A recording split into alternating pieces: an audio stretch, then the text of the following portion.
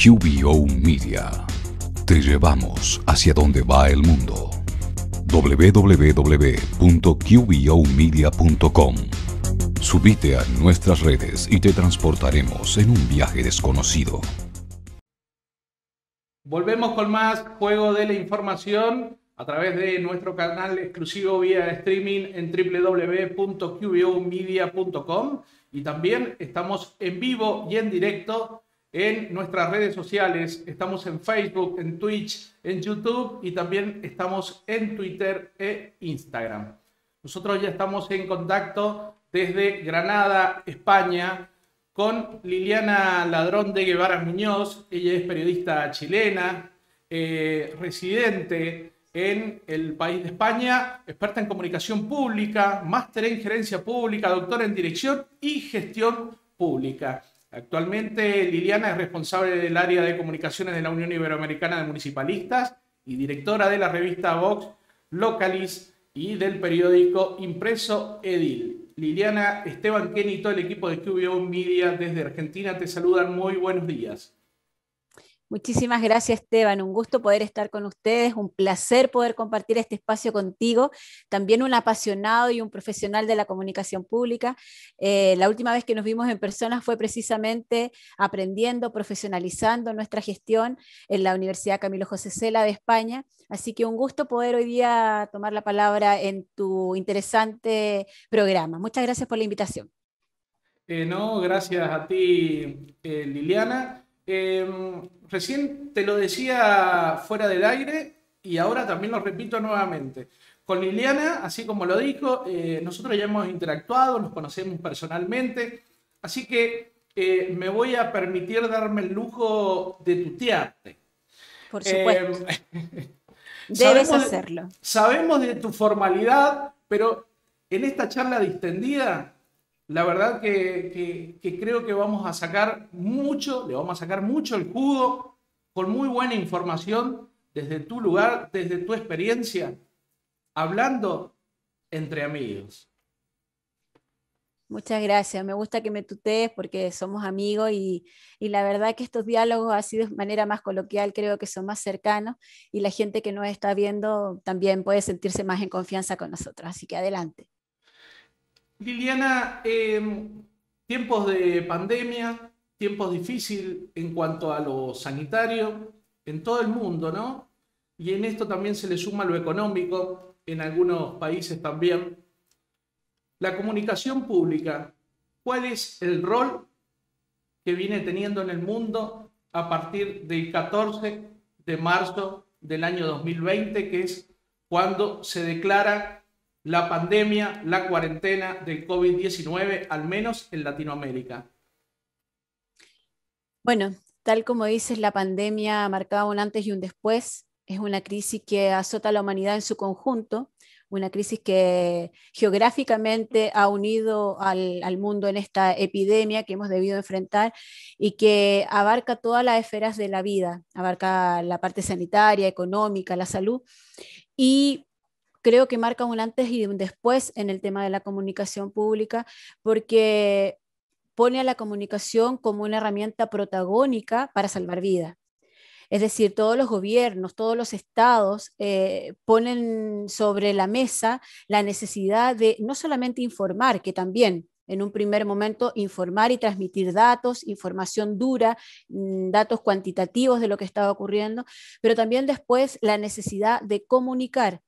Y claramente aquellos gobiernos y aquellas instituciones o administraciones públicas que habían entendido cuál era el rol de la comunicación han podido salir mejor parados en esta crisis y en la generación de los vínculos que previamente habían establecido con su ciudadanía. Aquellos gobiernos, aquellos municipios, aquellas autoridades que contaban con mayor credibilidad, con mayor liderazgo, con mayor cercanía, se han transformado en figuras creíbles, confiables, en las que la gente ha podido no solamente recoger información, sino que seguir las instrucciones que se estaban dando en un primer momento en este escenario tan complejo y tan extraño donde no sabíamos lo que teníamos que hacer. Digo que la comunicación marca un antes y un después porque a propósito de esto, ya todo lo que ocurre de ahí en adelante marca a las fuentes confiables y fiables como necesarias. empieza a existir en todo el mundo, como sabes, una suerte de demasiados inputs, demasiada información que está llegando por todos lados, que llega a través de las redes sociales. Hablamos de la infoxicación, del problema de que la gente no sabe cuáles fuentes son creíbles y cuáles no. Y también en este ejercicio nuevamente hay un elemento a destacar, que es que aquellas fuentes que han sido confiables y que han sido fuentes oficiales se han transformado en buenos referentes donde la gente identifica que debe ir y revisar la información para descartar aquella información que es una información basura o ruido. Entonces, para mí y para la academia existe un antes y un después porque también por primera vez se está visualizando la importancia de aquellas instituciones que tenían un plan de contingencia, un plan, un esquema de comunicación de crisis y también un esquema de una comunicación que es vista como una herramienta estratégica de gestión y no como un elemento sustituto o mal utilizado para el autobombo de la figura política. Bien. Liliana, hemos visto en los últimos tiempos justamente que los medios tradicionales, los medios más importantes de comunicación en el mundo, se han volcado de una manera, te diría, para mí, muy impresionante hacia las redes sociales. ¿Esto es bueno? No sé si es bueno, pero es la realidad. O sea, es lo que nos toca vivir. A ver, por primera vez el periodismo en esta pandemia ha tenido que transformarse para poder llegar. O sea, piensa que hay muchas ediciones de distintos periódicos que salieron en todo el mundo sin que hubiese ningún periodista sentado en las salas de redacciones, ni ninguna persona redactando como habitualmente, ni pauteando como habitualmente, ni entrevistando como habitualmente se hace. Eso ha significado que los medios de comunicación mantienen y siguen teniendo este protagonismo de cara a formar una opinión pública con fuerza. Ahora, las redes sociales, para mi punto de vista, y creo que no equivocarme al decirlo, siguen teniendo un rol protagónico complementario. Es decir, es un complemento necesario que da de mucha inmediatez, que es de muy fácil acceso, que además está muy masificado, pero que siempre sigue siendo un elemento que complementa la acción del periodismo serio, del periodismo informado, del periodismo que se hace a través de profesionales de la comunicación, que acompaña a su vez la noticia que está ocurriendo en los lugares protagónicos, ya sea en este caso en los hospitales, en las decisiones gubernamentales, qué sé yo, pero que finalmente es un complemento y no un sustituto de los medios de comunicación tradicionales que siguen manteniendo su estatus y que durante la pandemia también han usado las redes para fortalecerse, porque es bien, los periódicos, el papel está desapareciendo, pero los periódicos digitales sí tienen un estatus y un protagonismo a lo largo de la pandemia muy importante y las redes sociales, insisto, son un complemento de esta información, pero para mi gusto nunca un sustituto. Bien, en cuanto a la información, también vemos que en los últimos tiempos hubo un bombardeo por parte de los medios de comunicación y también de los no medios de comunicación, porque hoy hay una palabra muy usada y que está en boga que es el refrito. Ahora, todos los medios, digamos, internacionales y nacionales largan una información e inmediatamente medios locales, medios del interior de diferentes países comienzan a tomar esa información y generar un refrito. El tema está que a la comunidad, al consumidor de esa información, a veces le llega la información hasta distorsionada. Te diría, se juega un teléfono descompuesto. Así es. En este aspecto, en el tema profesional, ¿cómo se analiza y cómo se sale, digamos, de esa burbuja? ¿Cómo se trata de llegar con la información 100% fidedigna directamente desde el medio al consumidor, Liliana? Bueno, vivimos en un sistema de medios, que es un sistema de medios donde, como tú decías anteriormente, las redes sociales tienen un protagonismo muy importante como mediadores de lo que ocurre entre quienes producen la información y quienes comparten la información. Efectivamente, esto del refrito o esto de tomar una idea y transformarla en una noticia cada día es más común y tiene que ver también con otros problemas que existen en la comunicación, que también son previos a la pandemia, que nos muestran en realidad la crisis que tenemos en algunas esferas y que tienen que ver con que la comunicación está poco profesionalizada. Existe mucho intrusismo en la comunicación y en el periodismo y por tanto parece que los canales de comunicación o las fuentes que informan son de pronto cualquier persona que se le ocurrió que puede tener ahí un espacio para decir lo que quiera sin mayor responsabilidad. Existe un concepto que se ha puesto también como muy de moda o que ha llegado a la palestra producto de la crisis, que no es un concepto nuevo, es un concepto de la década de los 70, pero que, como digo, en la pandemia ha resurgido con fuerza, que es la economía de la atención, que dice que tenemos una cierta capacidad de retener información, que esta información, aunque nos lleguen un bombardeo de input o de noticias, nosotros siempre podemos rescatar solamente una parte de ella. Este es un concepto que acuñó un economista que se llama Herbert Simon en la década de los 70 y que yo creo que tiene mucho sentido hoy porque la atención de los receptores y la riqueza de la información a veces crea pobreza de la atención. Todas estas cosas que tú dices que están por ahí, que son estos refritos, esta información de pronto poco prolija, tiene que ver con esta incapacidad de la gente de retener o información de calidad y de distinguir qué es lo importante de lo no importante. Es decir, que vivimos como en un permanente ruido donde hay una cantidad de información que nos está ayudando, que más bien nos agota y que no nos permite ni siquiera prestar atención a aquellas cosas que verdaderamente pueden ser importantes para nosotros. Entonces, digo Bien. que en este panorama han ocurrido cuestiones que yo creo que ya venían existiendo, que solamente que al estar nosotros 24 horas dentro de nuestra casa, confinados, en una situación donde nos sentimos un poco violentados por todo lo que está pasando, tenemos más tiempo y para recibir esta información que no es una información que es de calidad. Bien, Liliana, ¿cómo ves tú que se van aplicando las diferentes estrategias de comunicación en los gobiernos? ¿Hay diferencias en cómo se comunica desde un gobierno, por ejemplo, de un país europeo a un país latinoamericano? Sí han habido diferencias, ¿verdad? Que la crisis fue para todos un problema. Han habido diferencias que han tenido que ver con los tiempos de la comunicación. Tú piensas que en Europa la pandemia azotó a los gobiernos de manera bastante, con menos tiempo que lo que azotó a los gobiernos de América Latina.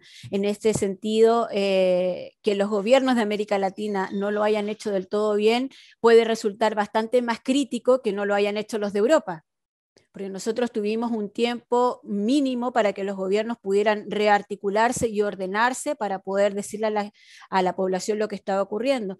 En América Latina un tiempo como para activar lo que se llama comunicación de riesgo, que es decir, avisar que viene la crisis y que debemos prepararnos. Eso no ocurrió aquí en Europa. Aquí en Europa, de repente, de un día para otro, fueron los propios sanitarios los que empezaron a decirle a la gente quédese en su casa, porque esto no es una enfermedad transitoria ni es un problema de 2 días, sino que es una crisis mundial, antes de la declaración de la pandemia. Los gobiernos ahí enfrentaron de distinta manera el asunto de la comunicación. Muchos gobiernos, creo que en Europa sí fueron bien responsables en el sentido de no hacer propaganda ni utilizar esto como una cuestión partidista, sino que como una comunicación de gobierno, de gestión de gobierno que debe informar a la ciudadanía. Esa fue una cuestión importante que yo recalco porque creo que aquí hubo liderazgos importantes. Se ha hablado también de estos liderazgos diferenciados de aquellos gobiernos que han sido liderados por mujeres, que también con una empatía particular, con una manera más pedagógica o con una delicadeza del cuidado mayor han sabido transmitir a la ciudadanía la importancia. O sea, por ahí vimos a una Merkel comparando la crisis de la pandemia con la guerra mundial, y tratando de hacerles de entender a su población que cómo tenía que moverse. En el caso de América Latina, digo que tuvieron 6 meses para prepararse. Creo que muchos gobiernos no supieron aprovechar este tiempo, porque no solamente era para prepararse en términos sanitarios, de tener hospitales o lugares preparados para asistir a la población, sino que también con empatía ser capaces de pedagógicamente transmitir qué es lo que debía hacerse. Aquí hubo en algunos gobiernos algún aprovechamiento un poco político de tratar de ocultar. También hay liderazgos que han resultado un poco vergonzosos, por qué no decirlo.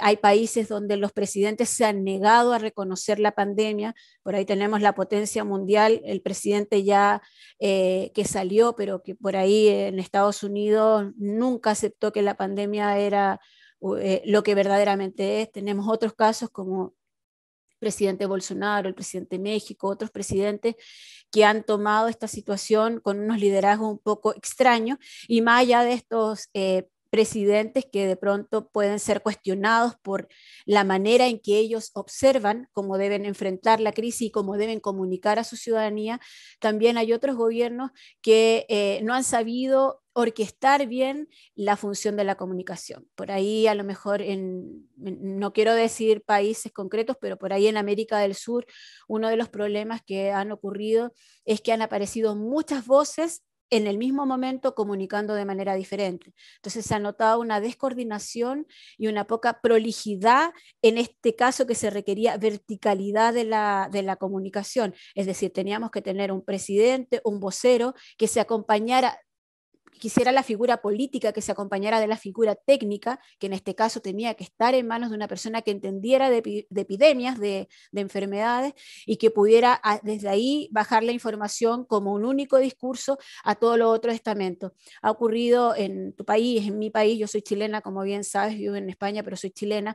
En mi país y en tu país ha ocurrido que de pronto han habido algunas descoordinaciones que no solamente no han permitido activar con tiempo la comunicación de riesgo, sino que más aún, ya estando en medio de la pandemia, han provocado algunos quiebres entre lo que dice uno y lo que dice el otro, y por tanto una confusión en la población de hacia dónde debe dirigirse o cómo debe actuar.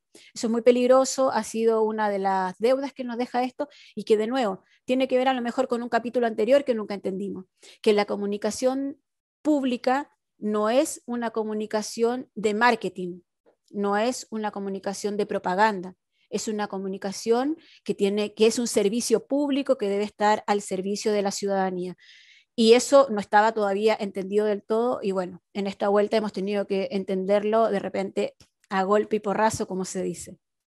Hay una, ya que tocaste el tema de comunicación y lo asociaste también y tocaste el tema marketing, Liliana, hay un caso hace muy poco, ¿no? En videoconferencia, por ejemplo en la Argentina, el presidente Alberto Fernández con el primer mandatario ruso, Vladimir Putin, hicieron la presentación de varios laboratorios en el mundo donde se va a fabricar la vacuna Sputnik V o Sputnik 5, ¿no? En este caso, digamos, luego de esta conferencia, lo primero que apareció fue una publicidad de que ya estamos fabricando el Sputnik 5 en la Argentina. Y resulta que todavía no había llegado acá la materia prima para hacerla. Entonces digo, estos son errores de comunicación, son errores políticos o son errores técnicos. Yo creo que de todo un poco.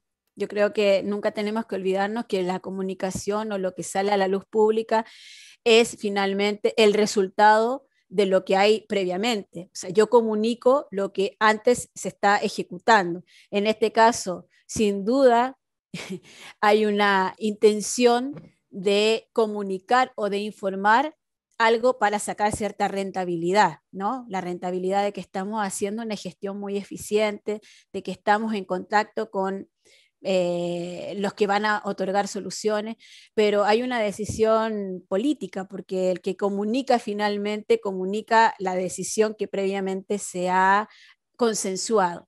Entonces yo creo que es la suma de malas decisiones, de malas determinaciones y de malos tiempos. Yo creo que la comunicación siempre tiene un momento y un tiempo. Y aquí no medir bien los tiempos a veces no solamente no da la rentabilidad que de repente se quiere obtener, sino que además genera un daño, porque el daño de la reputación de la persona que está enviando esos mensajes es un daño después difícil de reparar, porque finalmente la ciudadanía se da cuenta que está frente a cierta, no sé si llamarle manipulación, pero sí en cierta medida lo es, o sea, la entrega de una información que no es el momento de comunicar. Entonces, por ahí creo que Claro. hay una secuencia de malas decisiones que finalmente se traducen en lo que sale a la luz pública. Bien. Liliana, sabemos también que dentro, digamos, de tu portfolio académico y de profesiones, estás como coordinadora académica del Diplomado Internacional en Comunicación Pública, ejecutado por la Unión Iberoamericana de Municipalistas. En este sentido, desde esta organización, desde esta institución, ¿cómo se están trabajando para preparar a los futuros comunicadores públicos? Yo sé que tú eres humilde, pero tú eres uno de los egresados de las anteriores camadas de este Diplomado Internacional en Comunicación Pública, que desde la Unión Iberoamericana de Municipalistas venimos desarrollando desde el año 2010. En el 2008 tuvimos un encuentro iberoamericano de comunicación pública, que ya te cuento lo que es, pero desde el año 2010 estamos formando, profesionalizando y entregando nuevas herramientas a la gente que trabaja en los gabinetes de comunicación en los organismos dependientes del Estado. ¿Por qué lo hacemos? Porque nos damos cuenta que la comunicación es una herramienta estratégica para los gobiernos y también porque sentimos la necesidad de que la comunicación sea vista como un servicio público, como una necesidad o como un servicio más que se le entrega a la ciudadanía desde las administraciones públicas, así como la salud, como el transporte, como la educación. La comunicación también es un servicio público y además es un servicio público transversal a todas las otras áreas de intervención desde la administración para la ciudadanía. Entonces, sentimos que es muy importante porque además los organismos públicos, los gobiernos y las administraciones de distinto nivel de gobierno deben cumplir con un derecho fundamental que está establecido como un derecho humano. El artículo 19 de la Declaración Universal de los Derechos Humanos establece el derecho a saber y a estar informado, que debe ser garantizado por los gobiernos y por las administraciones públicas, que además lo bajan a cada una de las cartas fundamentales. La mayoría, por no decir todas, las cartas constitucionales de los países de Iberoamérica recogen en sus constituciones el derecho a la libertad de expresión, el derecho a saber, que no supone otra cosa que es que la ciudadanía, para poder tomar decisiones informadas, para poder participar de los asuntos públicos, para poder exigir transparencia y para poder ejercer su papel de control social de las administraciones, debe tener información. La gente debe tener información que le permita generar o crear una opinión propia que a su vez le permita tomar decisiones adecuadas sobre el desenvolvimiento de los asuntos que le afectan.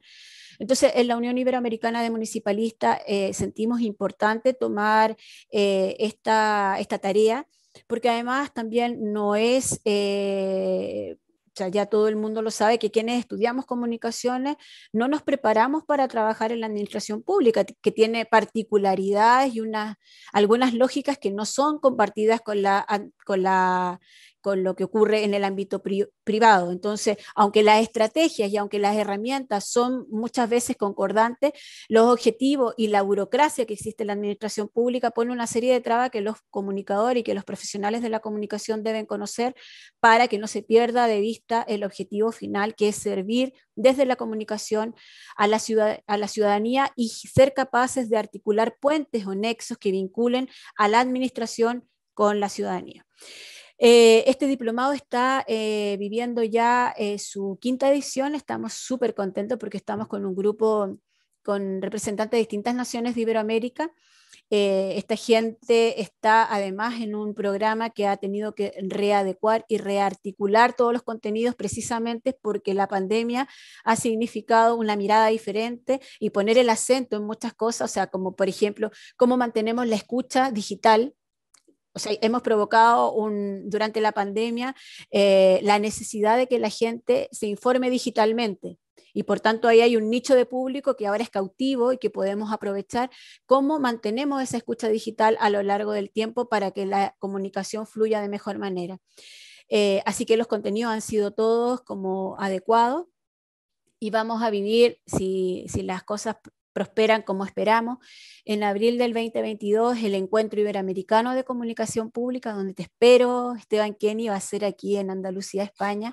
Esperamos que la pandemia nos permita, y donde también vamos a discutir, reflexionar colectivamente y en red sobre estos temas tan importantes que nos deja la pandemia, y sobre un asunto no menor que también es muy importante y que se va a tener que enfrentar desde la comunicación, que tiene que ver con el tema de la recuperación post pandemia y con la recuperación de la confianza de la ciudadanía para recuperar el dinamismo económico, el turismo y todas estas cosas en los lugares donde se comunique adecuadamente la seguridad de poder transitar por ciertos territorios, o sea, territorios que están cuidando a las personas que les visitan, territorios que están sirviendo a los futuros inversores. O sea, sobre todo eso vamos a hablar en este Encuentro Iberoamericano de Comunicación Pública. Muy bien, Liliana, ha sido un placer, la verdad, charlar contigo. Sabemos que tu agenda está a full en el día de hoy, así que nosotros te vamos a liberar, pero bueno, agradecerte nuevamente por estos minutos, y los que somos amantes de la comunicación pública y los buenos informadores siempre, ¿no? Informando con la verdad y en el momento preciso. Seguramente vamos a estar muy a gusto, y nada, ya sacando los pasajes para presenciar, y que Dios así lo desee, ¿no? Poder cruzar el océano y volver a estar con ustedes y con todos los comunicadores de Latinoamérica y también, ¿por qué no?, de Portugal y España. Bueno, antes de despedirme, déjame decirte una cosa. La agenda está copada porque la Unión Iberoamericana de Municipalistas está cumpliendo 30 años, y en este 30 aniversario que se va a desarrollar en el Congreso Iberoamericano de Municipalistas, estamos prontos a vivir la Semana WIN del Municipalismo en Iberoamérica, que es la última semana de julio. Entonces estamos ultimando detalles porque hemos generado una cadena de municipalismo en toda Iberoamérica que queremos que nos acompañen esa semana, y que queremos que también nos permita poner en valor el importante rol que ha tenido el municipalismo y los gobiernos locales en la gestión de la crisis y en la gestión de la pandemia. O sea, yo creo que hoy día nadie puede dudar del papel que han tenido que jugar los alcaldes, las alcaldesas, los concejales y la gente que está en territorio asistiendo a su ciudadanía. Es verdad que hay muchas decisiones que venían desde arriba, así tenía que ser porque estábamos en una situación de crisis, pero el rol del municipalismo hoy día es más importante que nunca, y por eso estamos con mucho orgullo viviendo este 30 aniversario de la Unión Iberoamericana de Municipalistas, a la que tú perteneces, Esteban Kenny. Así que muchísimas gracias, y bien dice, ojalá Dios nos dé la posibilidad de volver a reencontrarnos pronto. Bueno, muchísimas gracias, Liliana, que tengas muy buenos días, muy buenas tardes para ti. Igualmente, un beso y un abrazo hasta San Juan, Argentina. Gracias. Seguimos con más Juego de la Información a través de www.qbomedia.com. QBO Media. Te llevamos hacia donde va el mundo. www.qbomedia.com. Subite a nuestras redes y te transportaremos en un viaje desconocido.